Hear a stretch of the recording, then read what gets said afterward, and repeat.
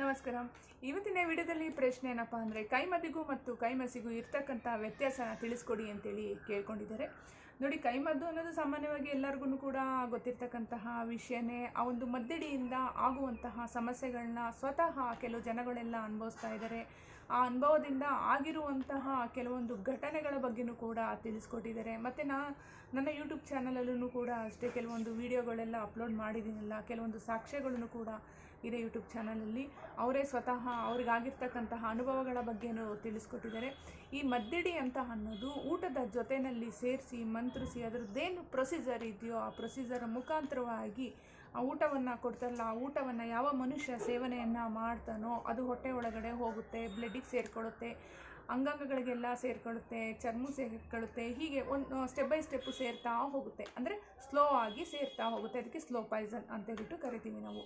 Slow ಆಗಿ ದೇಹದಲ್ಲೆಲ್ಲ ಕಂಪ್ಲೀಟಾಗಿ ಹರಡ್ತಾ ಹೋಗುತ್ತೆ ಅದು. ಹೀಗೆ ನೆಕ್ಸ್ಟು ಇನ್ನೊಂದು ಕೈ ಮಸಿ ಅಂತ ಅಂದರೆ ಇದಕ್ಕೂ ಅದಕ್ಕೂ ಇರ್ತಕ್ಕಂಥ ವ್ಯತ್ಯಾಸ ಏನಪ್ಪ, ಇದನ್ನು ಹೊಟ್ಟೆ ಒಳಗಡೆ ಸೇವನೆಯನ್ನು ಮಾಡ್ತೀವಿ.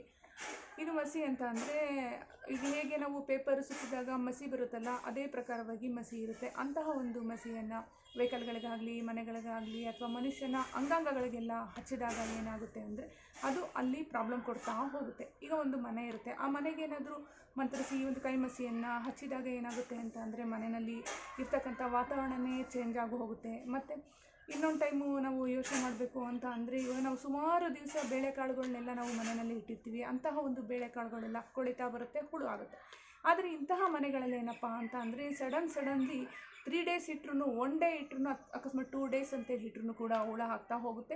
ಅದ್ರ ಜೊತೆಯಲ್ಲಿ ಕೆಲವು ಸೊಪ್ಪು ತರಕಾರಿಗಳು ಕಾಯಿ ಇಟ್ಟಿರೋದು ನೀವು ಫ್ರಿಜ್ಜಲ್ಲೇ ಇಟ್ಟಿದ್ರೂ ಕೂಡ ಅದು ಕೊಳಿತಾ ಬರುತ್ತೆ. ಮತ್ತು ಮನೆ ಒಳಗಡೆ ಇರ್ತಕ್ಕಂತಹ ಮನುಷ್ಯರೆಲ್ಲರಿಗೂ ಕೂಡ ಸಿಕ್ಕಾಬಟ್ಟೆ ಹಬೆ ಹೊಡೆದಂಗೆ ಆಗೋದು. ಜ್ವರ ಬಂದಾಗ ಎಷ್ಟು ಹಬೆ ಇರುತ್ತೋ ಆ ಥರ ಆಗುತ್ತೆ. ಇಲ್ಲಾಂದರೆ ಸಿಕ್ಕಾಬಟ್ಟೆ ಕೋಲ್ಡ್ ಅಂದರೆ ಕೋಲ್ಡ್ ಆಗುತ್ತೆ ಮನೆ ಒಳಗಡೆ. ಮತ್ತು ಅವರು ಕೂಡ ಅಷ್ಟೇ ಒಬ್ರಿಗೊಬ್ರಿಗೆ ಆಗೋದಿಲ್ಲ, ಜಗಳ ಆಡೋವಂಥದ್ದು, ಈ ಥರದ್ದೆಲ್ಲ ಸುಮ್ಮನೆ ಏನಾದರೂ ಒಂದು ಸಮಸ್ಯೆ ಬರ್ತಾ ಹೋಗುತ್ತೆ. ಇದು ಮನೆಗಳಲ್ಲಿ.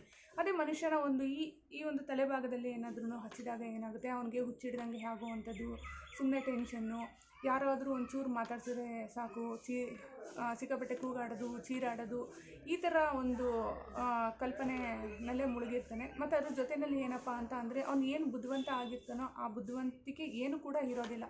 ಅಷ್ಟು ಲೋ ಆಗಿ ಇಳಿತಾ ಬರ್ತಾನೆ, ಅದೆಲ್ಲ ಕುಂಠಿತಗೊಳ್ತಾ ಹೋಗುತ್ತೆ. ಅದ್ರ ಜೊತೆಯಲ್ಲಿ ಮತ್ತು ಬೇರೆ ಅಂಗಾಂಗಗಳಿಗೆ ಎಲ್ಲದಕ್ಕಿಂತಲೂ ಕೂಡ ಈ ಒಂದು ತಲೆಭಾಗ ಇದೆಯಲ್ಲ, ಆ ತಲೆಭಾಗಕ್ಕೆ ಹಚ್ಚಿದಾಗ ತುಂಬಾ ಸಮಸ್ಯೆ ಆಗ್ತಾ ಹೋಗುತ್ತೆ. ಇದು ಕೈ ಮಸಿ ಅಂದರೆ ಜಸ್ಟ್ ಈಗ ಪೇಪರು ಸುಟ್ಟಾಗ ಹೇಗೆ ಮಸಿ ಬರುತ್ತೋ ಅಂತಹ ಒಂದು ಮಸಿಯನ್ನು ಹಚ್ಚಿದಾಗ ಈ ಥರದ ಒಂದು ಸಮಸ್ಯೆ ಉಂಟಾಗ್ತಾ ಹೋಗುತ್ತೆ. ಕೈಮದ್ದು ಅಂದರೆ ಹೊಟ್ಟೆ ಒಳಗಡೆ ಹಾಕೊಳ್ಳೋವಂಥದ್ದು, ಕೈ ಮಸಿ ಅಂದರೆ ಹಚ್ಚೋ ಅಂಥದ್ದು. ಇಷ್ಟೇ ವ್ಯತ್ಯಾಸ.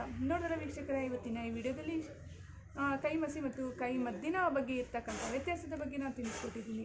ಈ ವಿಡಿಯೋ ಇಷ್ಟ ಆದರೆ ಲೈಕ್ ಮಾಡಿ, ಇನ್ನಷ್ಟು ವೀಡಿಯೋಸ್ ನೋಡಬೇಕಂದ್ರೆ ಸಬ್ಸ್ಕ್ರೈಬ್ ಮಾಡ್ಕೊಳ್ಳಿ. ಇನ್ನಷ್ಟು ಏನಾದರೂ ಪ್ರಶ್ನೆಗಳಿತ್ತು ಅಂದರೆ ಕಮೆಂಟ್ ಬಾಕ್ಸಲ್ಲಿ ಹಾಕಿ. ನಮಸ್ಕಾರ.